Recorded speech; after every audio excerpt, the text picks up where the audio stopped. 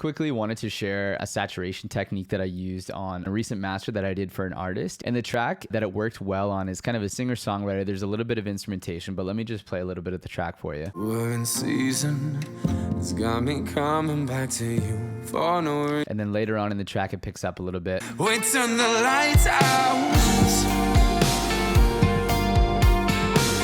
I usually try and experiment with saturation close to the beginning of the process. It's one of the first couple of plugins usually on this Sonics processing channel that I have. In this case, it's the Waves J37 tape saturator. And sometimes I'll experiment with this one and I'll just throw it on the channel and leave it at its default settings. And I like what that's doing. In this case, I wanted to try out and experiment with some different presets and different sounds. And the preset that I used for this one was called Mastering Fat, Tight, and Open. I'll turn it on and off the saturator so you can hear the difference.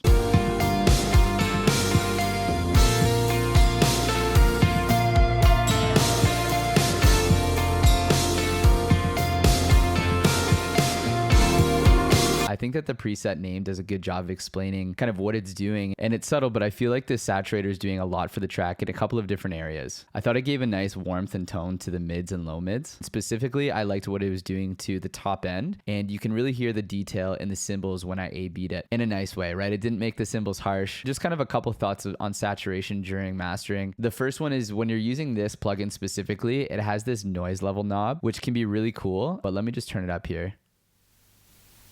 If you're wearing headphones, maybe you're able to hear that, but it just adds this like analog hiss. I'm not interested in adding that for this client master, so I just turned it all the way down. So that's just kind of one thing to be aware of. The second thing is when you're experimenting with any type of saturation, and I guess this goes beyond mastering to also mixing and music production, as best you can, make sure that it's adding something to your track or it's changing it in a way that's beneficial and it's not just making it louder. If we're turning on and off this saturator and there's a little bit of a jump in volume, we're just going to perceive that naturally as sounding better because it's louder. And again, that's not always the case. So I don't know if you can see this little utility plugin at the end, but that's what I use. I just have it key mapped so I can kind of turn it on and off and just make sure that the changes that I'm doing are gain matched. And that way, again, I can be sure that the moves I'm making are doing something good for the track and not just making it louder.